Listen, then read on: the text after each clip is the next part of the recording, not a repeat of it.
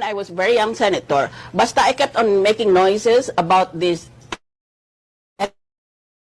extra expense. Talking of the people's money. Can I emphasize, please? We are talking of the money of the Filipino taxpayer. Naginamit daw na savings ng Senado. Ano mang savings yon? Pera yan ng taong bayan.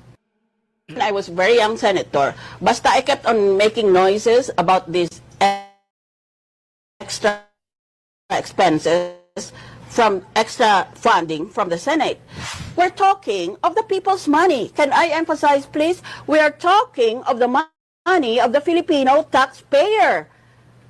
Naginamit daw na savings ng Senado as an agency and then savings of the office of the Senate President. But ano mang savings yon? Pera yan ng taong bayan.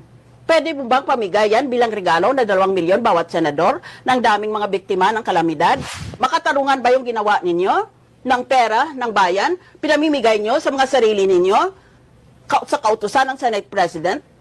Para sa sarili ninyo?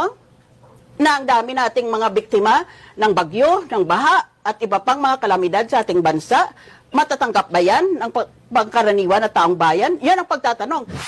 Kasi nag-aabugaduhan na naman itong mga ito. Yun ang problema eh. Anong savings ang pinag-uusapan natin? That is the constitutional issue. Pwede ba napilitin mo na may savings ang opisina mo para mabigay mo sa sarili mo, sa mga kapwa mo, sa katapusan ng taon, sa sarili mo, sa mga kasamahan mo, para hindi na kayo mag-ingay lahat? Makatarungan ba yan? That is the basic question. Anong ibig sabihin ng savings? Kasi ang alam ko, naging racket na ito dahil ginagaya nilang Senado eh. O mga opisina na hindi nabanggit doon sa ligang batas, ganun din sila. Ayaw nila gumastos para sa opisina. That's what I call forced savings para pag Pasko, gayahin nilang Senado at pamigay nila sa sarili nila. Yan nga nangyayari. Makatarungan ba yan? Talagay, discretionary funds should be spent for public purposes. Anong ibig sabihin ng public purpose? Irigalo mo sa Senado ang 2 milyon, sa Senador ang 2 milyon. Anong public purpose yan? Gagawa yan ng sinungaling na papel. Sabihin niya, may public purpose ito. Pero ibubulsan niya yon. Let's be real. Let's get real. Gusto binabayad ng taong bayan ay ipamamahagi ng mga tataas na opisyal bilang Christmas gift nila sa isa't isa. Tama ba yon? At 1.6 million, 2 million na ngayon. Na pag kasunduan natin, 2 million na ngayon. Next year kaya, payag ba kayo kung 3 million pamigay sa bawat senador? The year after that, payag ba kayo kung 4 million, 5 million? When will this end? That is the question. So it's not only constitutional, it is also ethical and moral. So when I was very young senator, basta I kept on making noises about these extra expenses from extra funding from the Senate. And at that time, MOOE was something like 200,000. Remember? A year. Only at the end year, an additional. Right. So, you know, I issued a directive to my finance director, who acts as my accountant and auditor, rolled into one. I said, we accept money provided it meets 2 criteria. Okay. Number 1, it is given to all senators. Kasi, pag hindi mo tinanggap, magagalit pa lang kapwa senador mo. Pangalawa, there should be a requirement that it should be liquidated by means of vouchers or receipts. So, is it liquidated? Yes, we liquidate everything.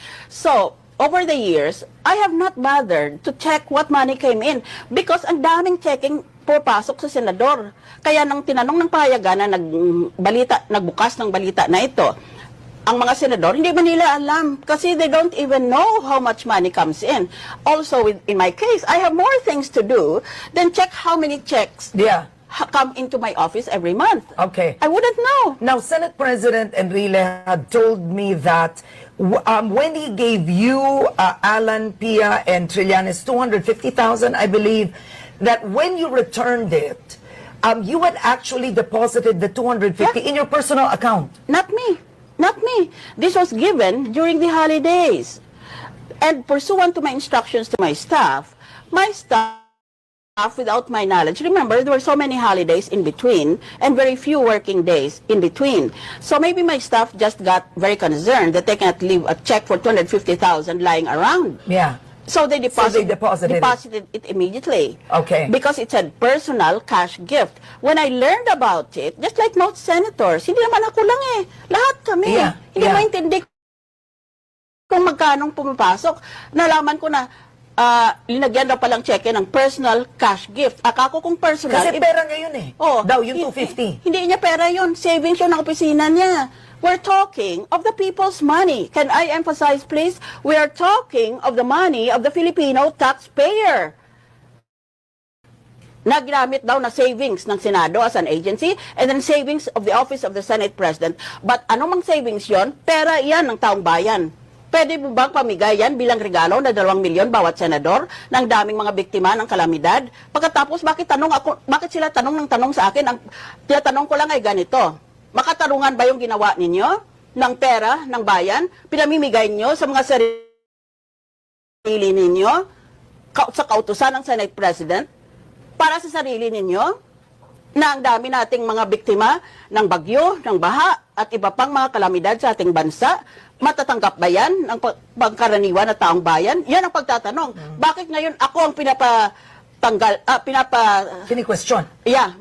You are forcing me to defend myself against all of these idiotic questions that are mainly sourced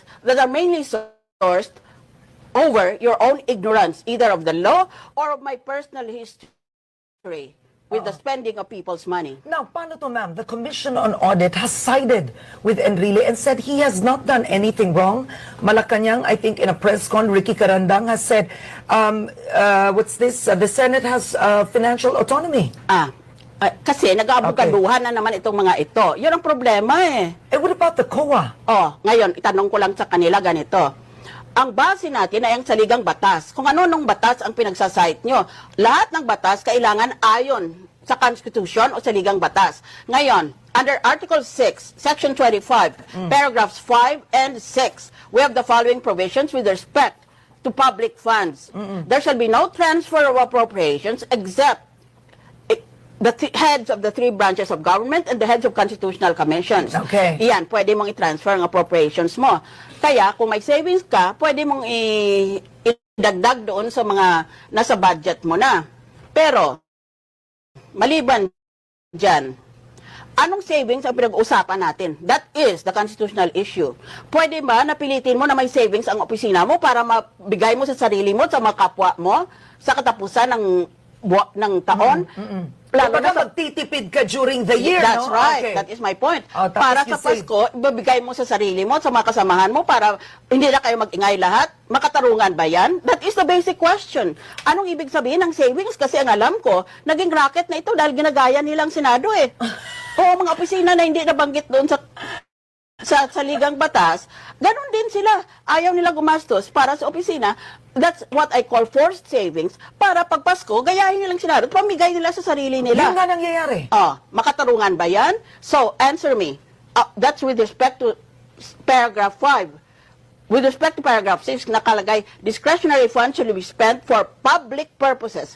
Anong ibig sabihin ng public purpose? Iregalo mo sa Senado ang 2 milyon, sa Senador ang 2 milyon.